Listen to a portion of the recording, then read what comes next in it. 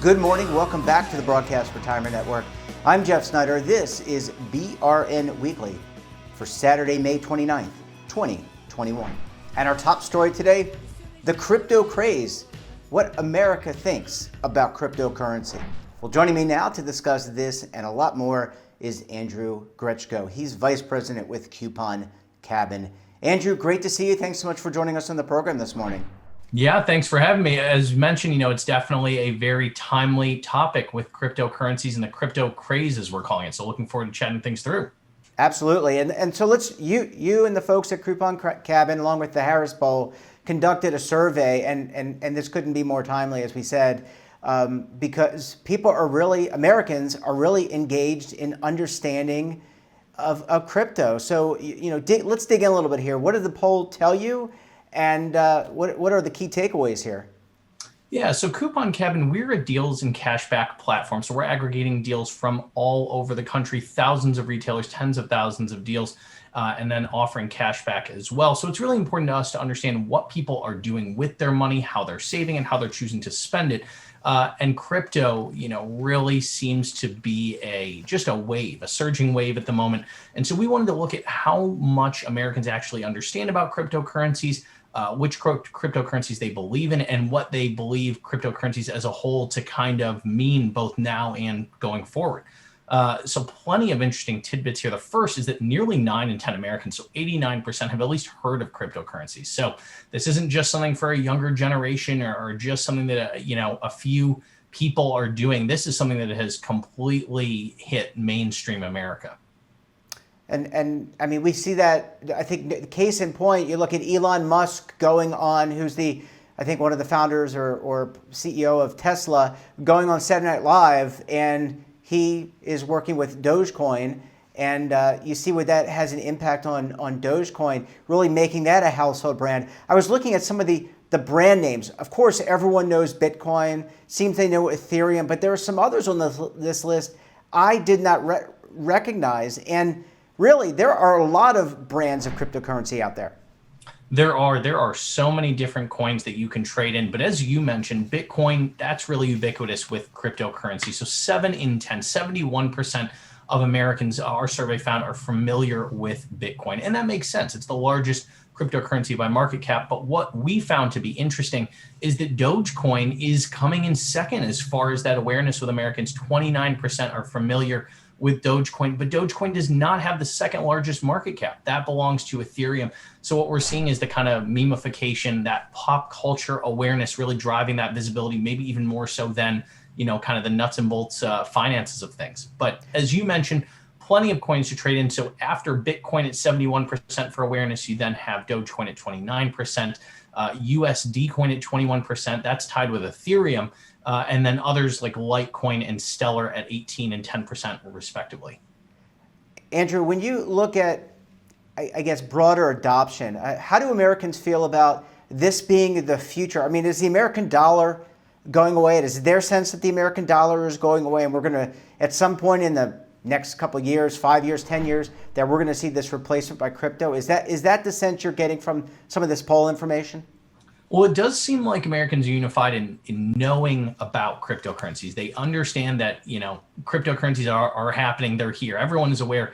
That's about the only unification we see. After that, there's a really big split. So you have a lot of people saying, based on our survey, that they're complicated to understand. That's 35% of respondents.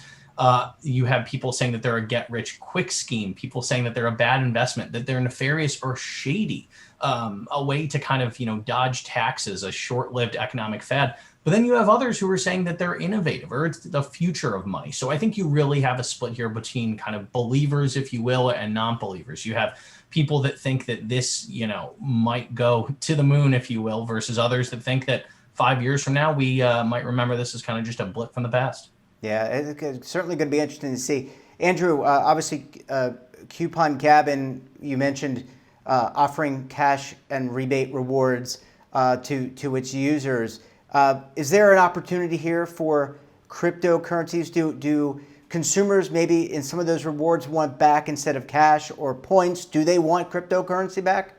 Yeah, that was a question that we asked in this survey, and I thought the results were pretty interesting. So 44% of folks said they would be interested in receiving cryptocurrency as a reward for a loyalty program. And my thought here, stepping aside from the survey, my personal thought here is that maybe folks are interested is that isn't money that they've budgeted. It's kind of bonus money. It's a way for them to play around, to take that risk in cryptocurrency without potentially getting burned. If the crypto market, as volatile as it's been, crashes or takes a dip. So we are seeing that more and more Americans are not only aware of cryptocurrencies, but they know specific cryptocurrencies.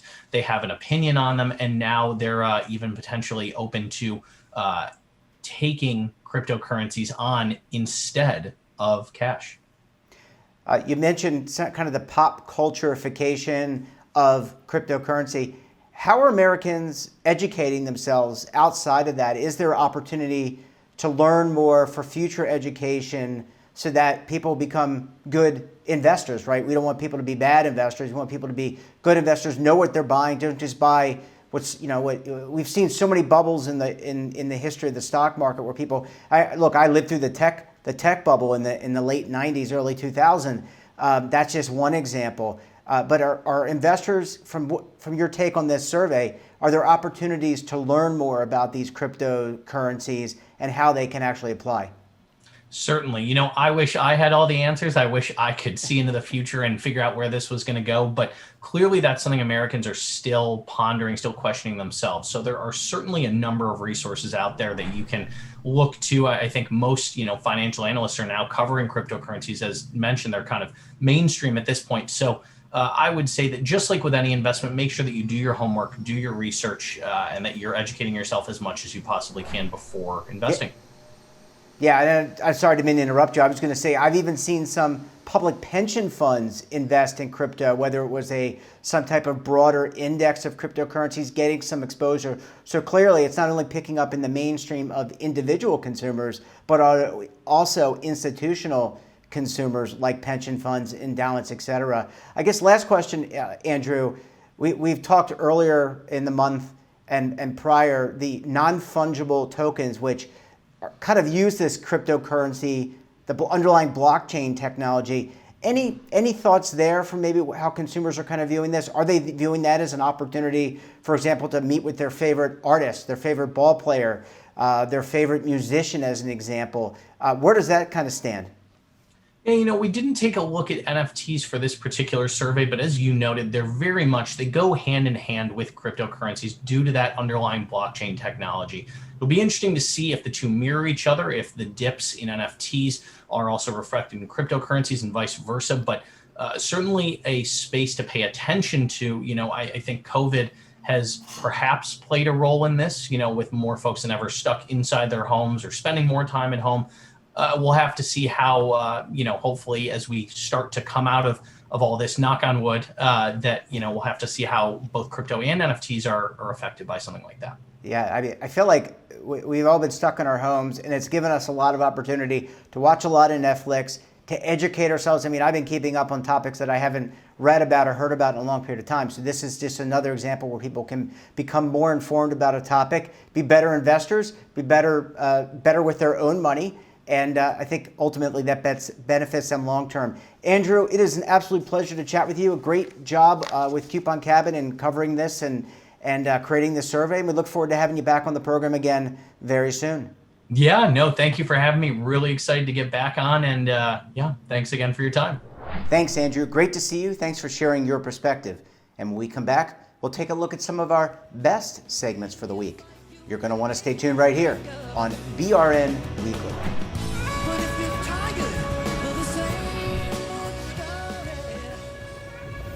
Imagine a new television network that will make you richer, healthier, and in control of your financial future.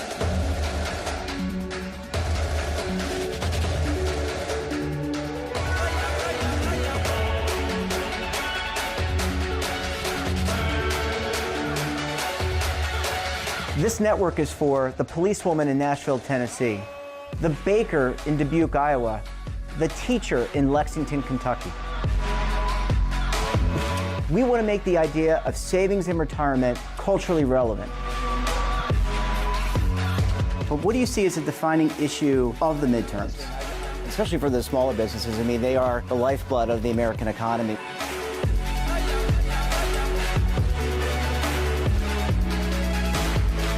Featuring exclusive interviews, current affairs, and docuseries.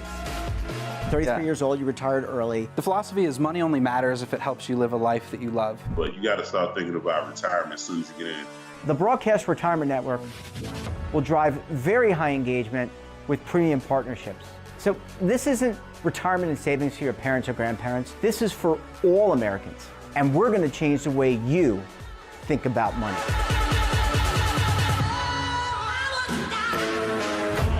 Welcome to the next frontier of retirement and savings. This is BRN, the Broadcast Retirement Network. Are you stuck with a low credit score? A credit report and score that's causing you to be denied credit or pay higher interest rates than others for the same things? Then do what Terrence did and call Credit Repaired for your free credit evaluation to help restore your credit. I started thinking about buying a new house, and my score wasn't where I needed it to be. I called and spoke with one of the representatives, and we just had a good conversation, and I liked what he was saying. Just one call for his free credit evaluation was all it took to start back on the track to repairing his credit. I'm seeing the deletions and I'm getting the report, so I know something's being done. It does make a difference to me. All it takes is one call to get started. Credit Repair has given me a second chance to have a better credit score. Don't let a low credit score hold you back another day. Do what Terrence did and make the call for your free credit evaluation. Call 800-819-4152. That's 800-819-4152. Again, 800-819-4152. Welcome back. On Monday, I sat down with the Alliance for Lifetime Income, Steve Gresham and Mike Harris, to discuss the building blocks of retirement income. Let's take a look. So this is your number, right? And so you could ask yourself the same question if you were graduating from college and say, well, what am I going to make in my life, in my career? So it's, of course, 100% up to you, because it's a function of what you spend, what you think you have obligations for, who you need to support. So it's really about sitting down and understanding first what kind of a lifestyle you think you should have. You do need to look around and see what those obligations are, because as we see today, you know, this great baby boom generation, I'm sure we'll talk some more about here, is really just getting started on the concept of retirement. And because of this unprecedented longevity, they've got, in many cases, aging parents still around as well as adult children who may need some support. So I think it's first trying to figure out what kind of a life you actually see yourself living and who's in that life with you as it goes along. Hopefully that makes sense. So we can take that apart some more. Well, I think the income conversation starts, like Steve said, you know, what kind of a lifestyle do you want? What are you trying to do? Now, I could have an income that doesn't support the lifestyle I want, but I think when you really start getting down to the nuts and bolts of this thing of how do you really start figuring out how much you're going to need, it takes some work. I mean, there's the old rule of thumb, 70% of your last year's income. Well, that's a great rule of thumb, but a lot of times that isn't close. I mean, that may be way off, either too much or too little. So you really have to start thinking about, as a consumer, dealing with a financial professional, and that's where they come into play. A good financial professional can help you with all this. Is you really need to start thinking about your income in kind of three levels: the needs, your wants, and your wishes.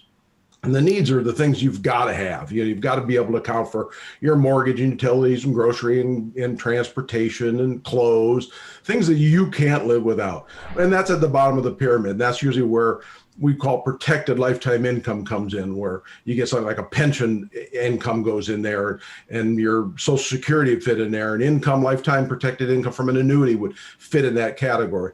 Then you move up the chain to the things you want, the fun things in life. If you want to travel, have a boat, or if you like ride horses or go camping or whatever the fun stuff is, things you want to do, but if you can't, you can still survive. Those are filled with what we call probable income from equity, invest stocks and bonds and things where income can fluctuate and change, and you can adjust for that. And then the very peak is wishes. And that's the things you'd want to do if you really were, hit the ball out of the park. Maybe it's charities, or maybe it's that lifetime trip around the world, or funding college education for nieces, nephews, maybe your own grandkids or whatever. So I think that the conversation starts with, like Steve said, what do you want to do? But then eventually you got to move into the nuts and bolts. And that takes some work and effort. And on our website at the Alliance for Lifetime Income, we do have a piece that you can download that helps you work through that. It has some thought joggers in there that, maybe make people think of things that they wouldn't normally think of. So take a look at it. Doesn't cost anything. You just print it off and work through it. It's a process. Well, I mean, you always got to consider inflation. I mean, inflation's been low for a long time, but if you're as old as, been around as long as Steve and I have, you remember in the early 80s, inflation was, 10, 12, 13, 14%. Bond rates were at 15. I mean, it sounded good, but inflation was the killer. Today, rates are, not really great. 10-year treasuries about 1.6%. It's hard to make a good income stream off of your asset. So a lot of people have shifted towards the equity markets, mutual funds, stocks, bonds, and it's easy to generate. I mean, if you got money, it's easy to generate an income stream. Problem is how much and how long will it last? I mean, that's the real question. I mean, I can take out huge amounts of money out of my savings, but if it only lasts me 20 years and I live for 30, I got a problem.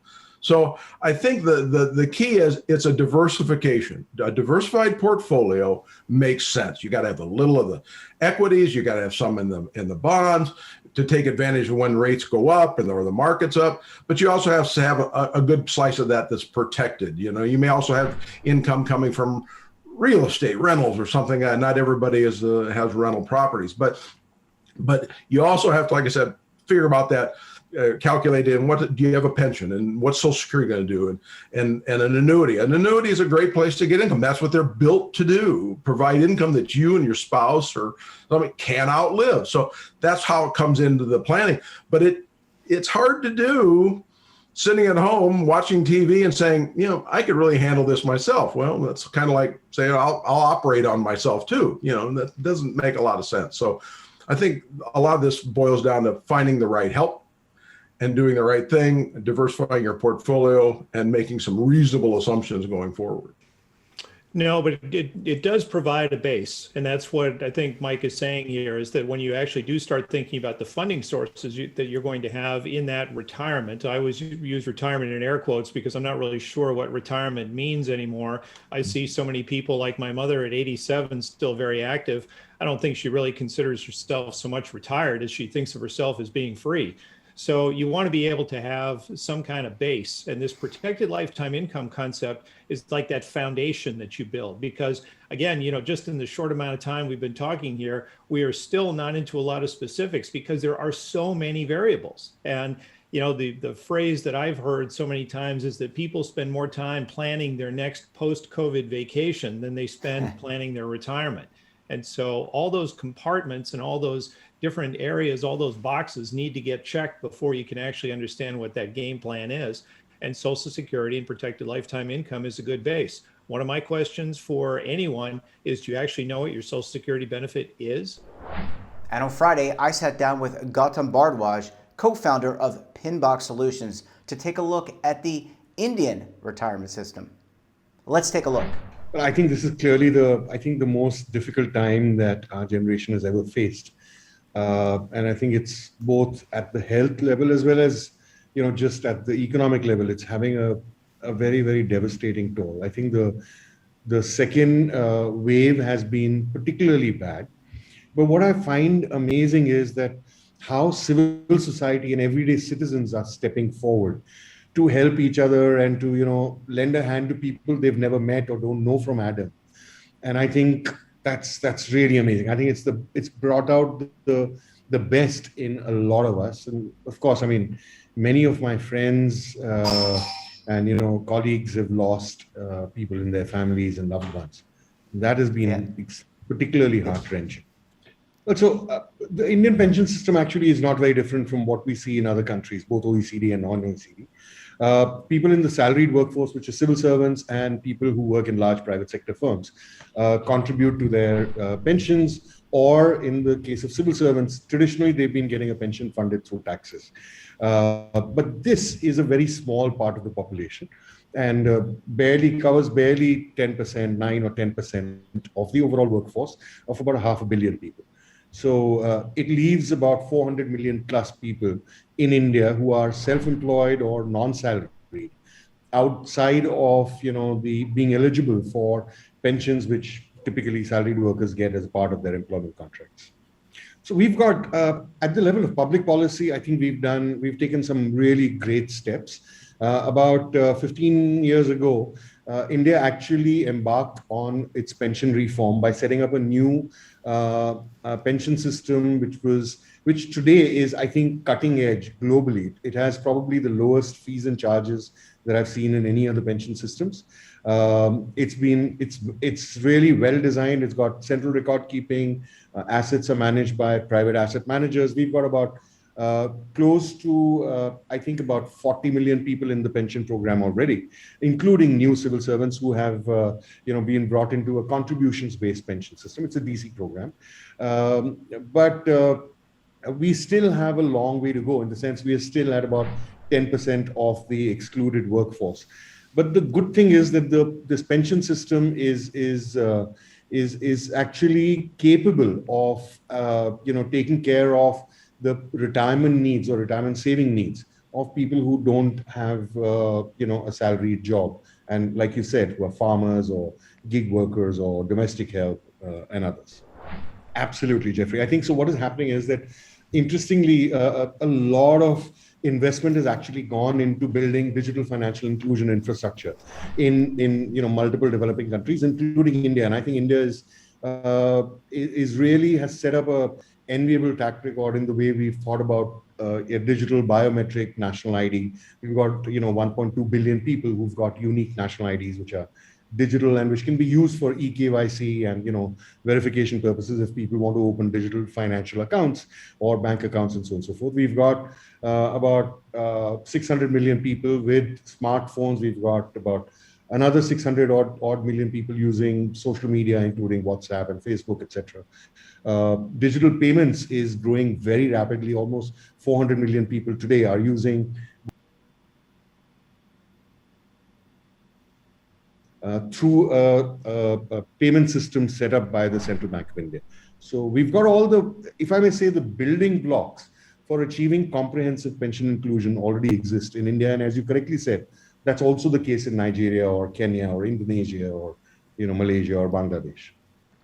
Again, I think you're absolutely right. So the level of digital literacy, I think, has been extremely high and it's grown exponentially. But I think what has happened during the pandemic is that we've sort of leapfrogged. And I think what we've done in terms of digital adoption, whether it was digital payments or, the ways people buy, simple groceries from the neighborhood, shop during lockdowns and so on and so forth. So a lot of people have started becoming very adept at using digital and social media for everyday needs. And I think that bodes very well, because then similar, we could leverage such let's say channels or the outreach that is already available in a very intuitive way for financial services as well.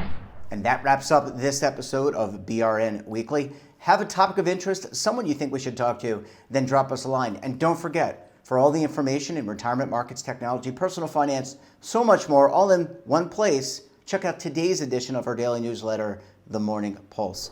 We're back again tomorrow for BRN Sunday. We'll be analyzing all the news in retirement markets, technology, you name it, we talk about it. We'll have members of the media, academia, and financial services with us along the way. So until then, I'm Jeff Snyder. Stay safe, keep on saving, and don't forget, roll with the changes.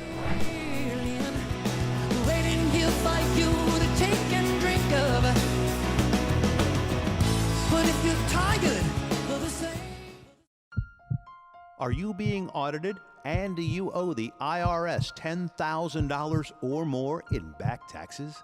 Is the IRS threatening to take more of your money? Don't fight the IRS alone. The Tax Doctor is here to help you negotiate your tax bill and reduce your stress. The IRS can freeze your assets and seize your bank accounts, but you can stop these IRS actions.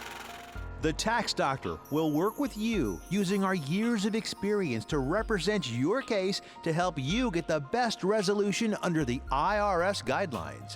Help is here to deal with the IRS to reduce your stress. We've handled thousands of cases, so we know what we're doing.